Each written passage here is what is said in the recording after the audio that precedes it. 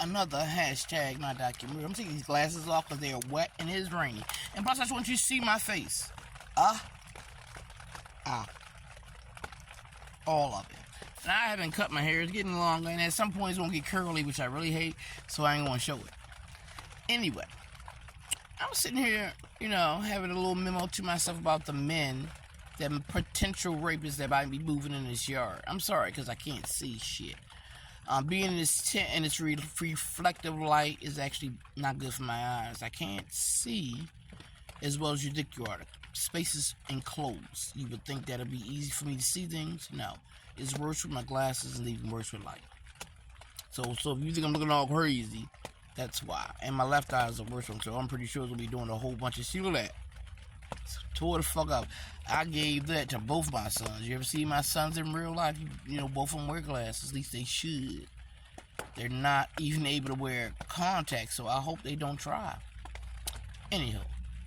And then I got that hypothyroid. That thyroid is these eyeballs and shit, nigga. But I'm still the queen. Anyhow. I was thinking about the conversation I put in here about my cousin Sean. And then I found that video of my son. My cousin Sean hurt me more than my son. Everything he said on that text was a lie. His mother took me in. They schemed against me. And so let me tell you the preamble of what happened on Chesterfield. Because nobody ever asked me. My aunt wanted a man and she got tired of watching her mother and her sisters didn't help her. So she tried to give it to me. When we did live together previously, it was 2 apartments. But my refrigerator went out, so I had to put my food in hers, and I couldn't get a refrigerator, so we had to live together. My grandmother fell, couldn't get out of bed, so we had to take care of roll her around, clean her sheets. In the midst of all that, my Aunt Lizzie went and got a job. And I'm like, my child is 18 months, 2 years old, you gonna get a job, and I gotta roll this woman and take care of that child myself. Temporary, we're gonna move somewhere else. Because we can't get you a refrigerator or a stove. I'm like, okay. Then we moved in Chesterfield. This is temporary because we got to get out of that place. Okay, fine. It's temporary. I don't have a problem. We need a place to live.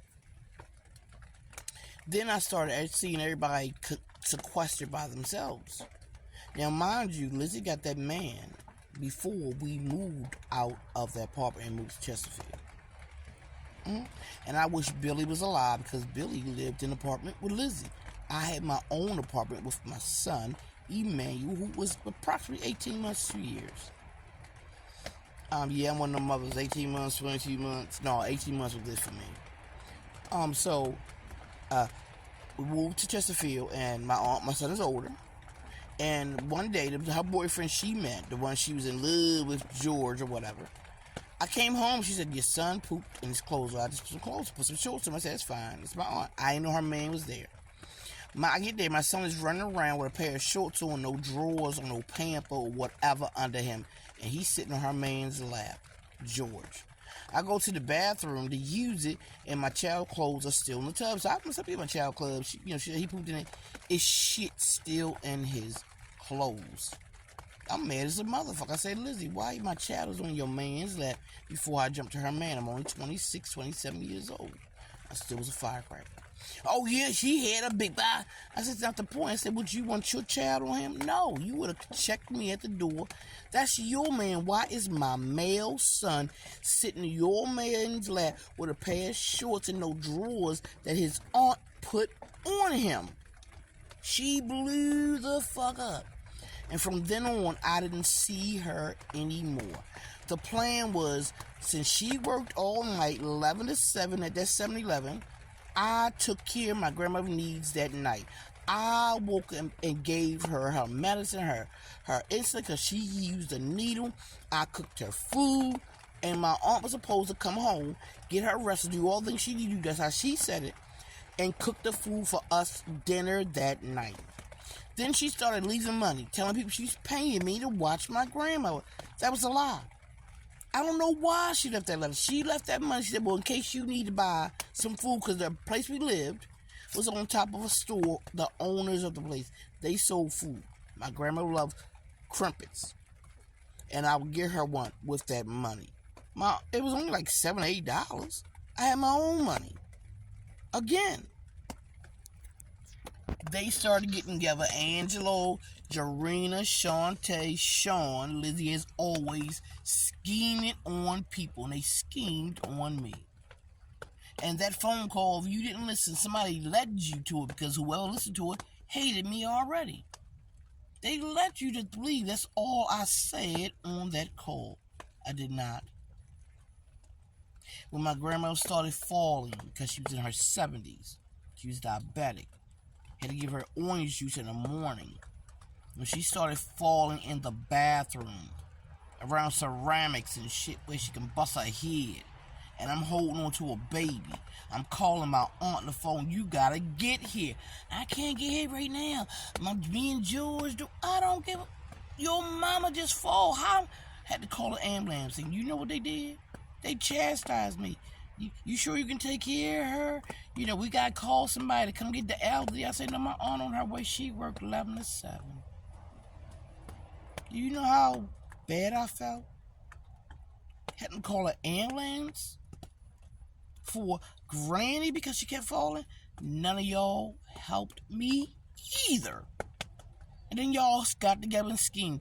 And I left Dorothy's camera, her 35mm Pentax camera she gave me for my photography class in that room.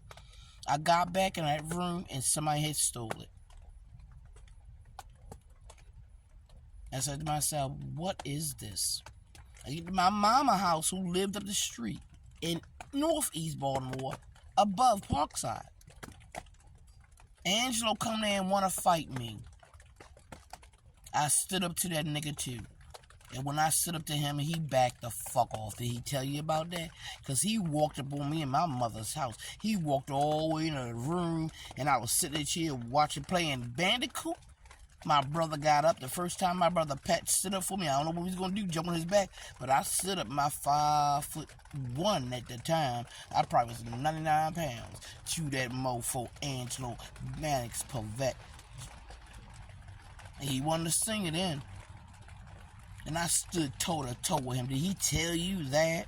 That nigga hated me because I survived and Dell didn't.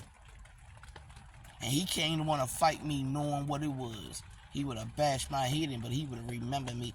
Ain't that right, Angelo? Ain't that right, Dodo Bird? Ain't that right? Ain't that right? So I'm not mad that you took Tay-Tay's side or Ray Ray's side or anybody else's. I knew you would. Because you're a punk-ass bitch, too. Angelo Mannix Pavette Sr. That's what you raised your son to be. That's what Angelo raised his son to be. And it goes on and on and on.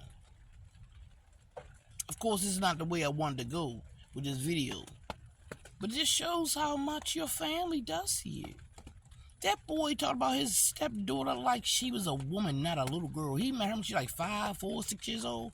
And she grew up in his house. She got baby daddies or whatever. And he talked about the girl to me like she was just a regular female, not his stepdaughter. He been having sex with so many women outside his wife. And I kept wondering, why he kept saying that my wife don't have sex with me. Because all the women I've known who told me they had sex with you said your sex was weird and nasty. Especially Chanel. She said it was disgusting. So now she fucking Angelo, your brother. Even though he got erectile or whatever the hell he said. Yep, I said it wrong because it didn't sound right when I heard it.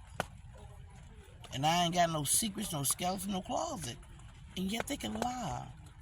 And that's why I put it, every last bit of it, on here. Follow, like, and share. And please leave a comment. My YouTube is blowing up. Please continue to look at my YouTube. I'm surprised about that since it started out as a foodie page. But seriously, my cousin Sean, my male cousin Sean, even got his stepson Terrell Kessler involved in this. And I asked him in private for help. He ignored me for over a year. And he only spoke to me after his mama died. Poetic justice. Thank you, Sean Denard Bryant Sr.